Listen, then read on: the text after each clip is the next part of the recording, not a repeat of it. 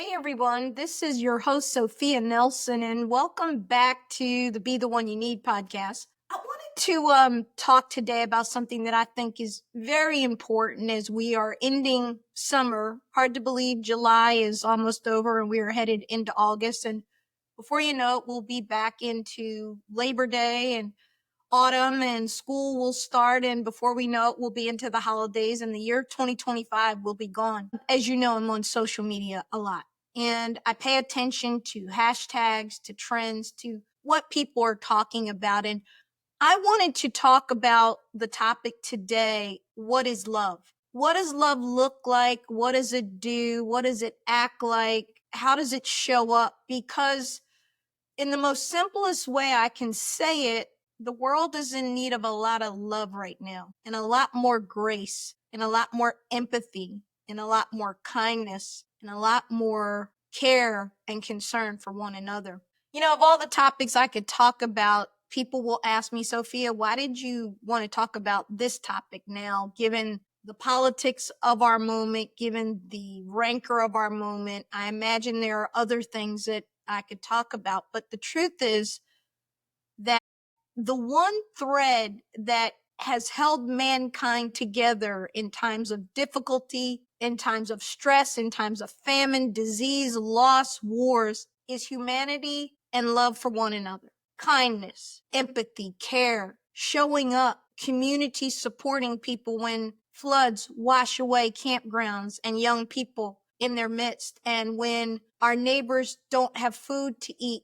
we take food to them. When people are down, we sit with them and we listen. And these are the values and things that I grew up with. Anybody that's 50 and above knows exactly what I'm talking about. For you young people who I think about you often, and I'm talking about really 35 and under, you are growing up in a world that's something I don't recognize. And I'm not that old. I'm definitely middle-aged and I'm a Gen Xer and I grew up in a different world than you. But when I see this false sense of connection, it bothers me because the flip side of that is we see a lot of depression, a lot of anxiety, a lot of fear, a lot of anger, a lot of repression, a lot of surface stuff that is supposed to be feel good and is supposed to be genuine, but it's really not.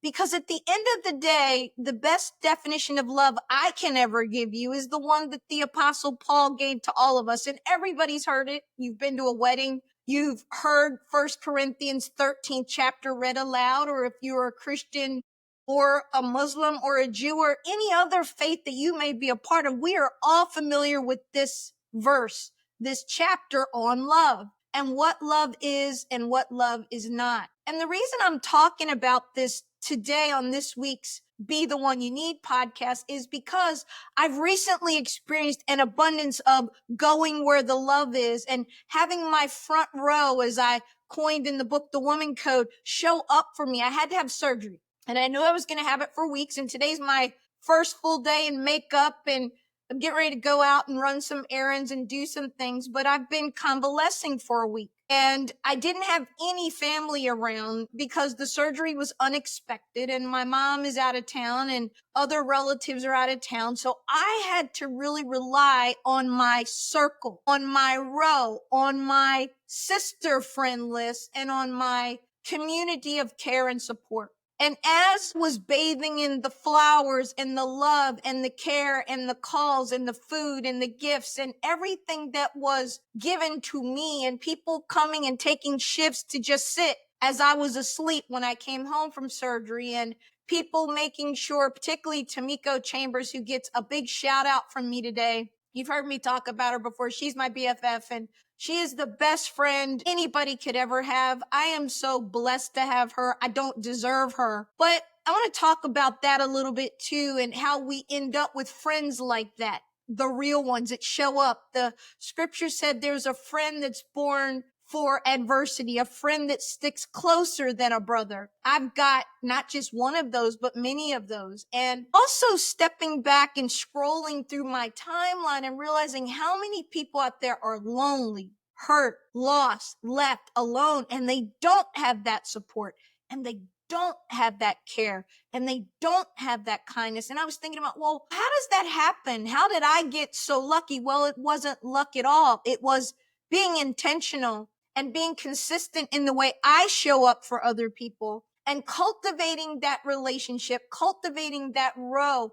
And I think that we have failed this generation. Those of you 35 and under, we failed you, probably 40 and under, because we didn't teach you how to do this. You know, one of my favorite woman codes is, and guys, stick with me because this is for you too, because most men don't have those circles either, because we don't teach you how to build those type of friendships with one another and to be vulnerable with one another the way women are allowed to be and encouraged to be.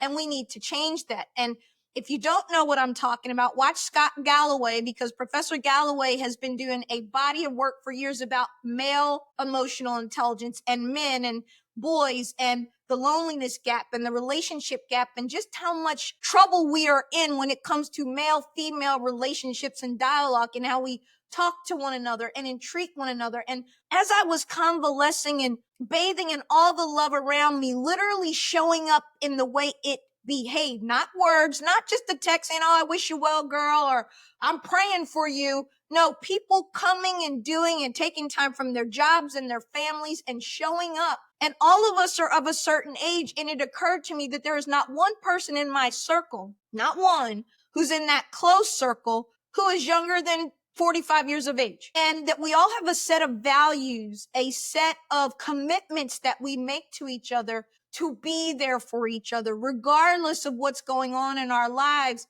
And it's really a reflex. You know, two things I want to share with you. I talk about this in Be the One You Need. The code is, the life lesson is go where the love is, right?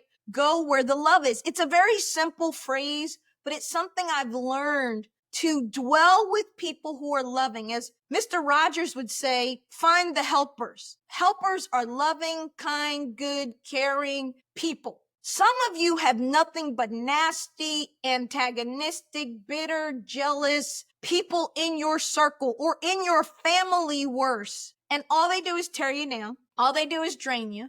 All they do is use you. All they do is take from you. They lie on you. They do all manner of batshit crazy. And yes, I'm going to just call a thing because, you know, that's what I do. And I really want you to think about, as you age, as you go through life, whether you're married, have children like me, not married, don't have children, you've got to cultivate a community of care. And that's really what I want to talk about. Love, yes, because love is absent from our hearts. It's absent from how we show up. But a community of care is something you have to put into. It's like making deposits in a bank. If you don't make deposits, there's nothing to withdraw. So many of you out there beat on your chest and pride yourself on how you block people and ghost people and delete people. And you cut this one off and you cut that one off and you wish this one well and you wish that one well. And you showed them. No, you really didn't. What you did was you cut yourself off. You isolate yourself. You build walls. You are in a gilded cage of sorts that you can't even get out of because you don't want to do the work. And I'm here to tell you, young people, and I say this with love and I say this with concern, that we have failed you because we have not taught you what we were taught, that there are things worth fighting for. As my grandmother used to say, and I wrote about this in the Woman Code, never cut what you can untie. Never cut what you can untie. Never cut what you can untie. Meaning there are things we need to cut. There are bridges we need to burn, but that should be a last resort. That should be after we have done the work and we've tried and we've said how we feel and we have made it clear that if we don't see change, we have to do something different. That's when you burn it down. That's when you cut it off. That's when you move on because you are worth that. What you don't do is have an argument with someone you've known for 10 years or 15 years and stop speaking to them because you got pissed off. What you don't do is walk away from your family because they made a mistake. I'm not talking about abuse. I'm not talking about dysfunction. I'm not talking about narcissism or gaslighting or the things that can happen in unhealthy systems. I'm talking about doing the work of being human, being empathetic, being kind, being loving, responding. Some of you avoiders out there, shame on you. No matter what you're told, no matter what you hear, you tune it out, you do what you want to do, and then you wonder why nobody wants to be around you. You wonder why people stay away from you, because you're not someone to be in relationship with. You've got to do the work on you first. That includes me and everybody else. And the reason I have this row of support, the reason there's this love and devotion and care where people will sacrifice, take a day off from pay or take a sick day or do whatever they did for me wasn't because I'm so great. It's because I've shown up for them and I've shown myself to be a true friend. I've shown myself to be caring. I've shown myself to be thoughtful, and people see that and they run towards it, because that is in complete lack in our current culture of Instagram, TikTok, and the 10-second, look at me, ain't I fabulous? No, you're really not. You're showing up. How many stories have we read just recently? An influencer in the food industry on the Food Network committed suicide. The beautiful young Chelsea Croce committed suicide some years ago. Beautiful model, had the whole world in front of her and was depressed and suicidal. It happens every day because we're disconnected. And I really wanted to share from a place of gratitude and being full and feeling humble and humbled by the love in my life, which I have worked hard to cultivate, and I have rooted out those things and those people that don't mean me well, and that includes family, but only after I've tried everything I can try, and understanding that I can't change people, I can only change me. And I also, at this stage of my life, have zero interest and zero desire to change anybody. I can't, and I got better things to do with my time. What am I saying? What I'm saying is this. You've got to be intentional about cultivating good people in your life, about being reciprocal. Reciprocity should be, in my humble opinion, reflex. You do kind to me, I do kind to you. I look out for you, you look out for me. Not everybody's going to live by that code, though, folks. And that's the problem. So you've got to be discerning. You've got to be intentional. You have to nurture your marriage for it to work. You have to nurture your family for it to work and to grow and to thrive and to love and to go on generationally healthy. You have to do the work on your friendships. You've got to show up. You can't just send a text. You can't just show up once in a while. You can't neglect things. It's like a plant on my deck outside. I have a beautiful deck and all the neighbors comment, "Oh my God, your flowers." I get up every day and I feed them and I water them and I nourish them. Because if I don't, they're not going to look pretty really long on that deck that gets all that sunlight right off the golf course. It's not going to work. They're going to die. Because they have to be nourished, they have to be fed, they have to be watered. And so do we.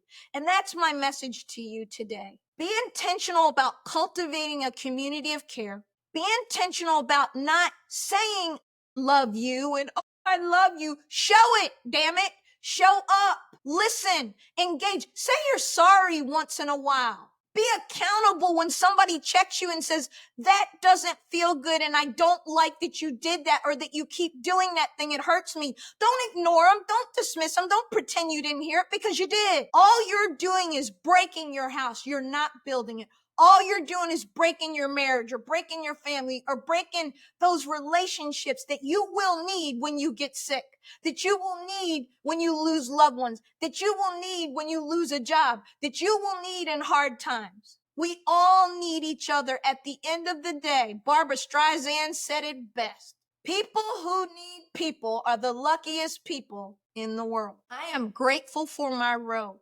They showed up and they showed out. And I felt protected, safe, blessed, and cared for in every way. Genuine. Nobody was trying to run out the door. Nobody was just showing up in a curt, kind of fast, kind of quick way. They were in.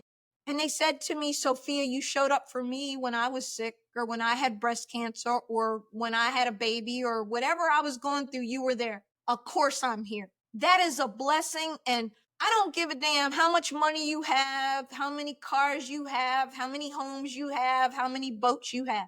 If you don't have love, Paul says, you have nothing. That's my message to you today. Are you cultivating love in your life by how you show up and how you let others show up for you. Are you cultivating a community of care? If you're not, start. A lot of loneliness out there. I see it every day on social media and it breaks my heart. I have DM'd people who I could tell were suicidal and said, hey, if you need to talk, call me. I don't know you from Adam, but I don't like what you're posting. A lot of people bleeding all over social media, bleeding all over the place because they refuse to heal. They refuse to do the work. They refuse to put in the time, and they think it's a badge of courage that they block, cut, delete, and ghost people. Really? That is not a good thing. At the end of your life, you do not want your epitaph to read, Sophia Nelson. She was a great chick. She blocked everybody. She deleted everybody. She ghosted everybody. She refused to do the work on herself. She wanted to stay stubborn and obstinate. She was judging everybody in the name of Jesus when Jesus didn't have a damn thing to do with it. That is not who you want to be at the end of your life, folks. And the thing is, none of us ever knows when we're leaving this life. So you need to be intentional every day and cultivate that community of care. That's my word for you today. I'm blessed. I'm humbled. Pick up a copy of Be the One You Need. It's a great summer read. 21 life lessons I learned taking care of everyone but me. And I know you guys can relate to that. I love you guys. God bless you. And until we meet again next month,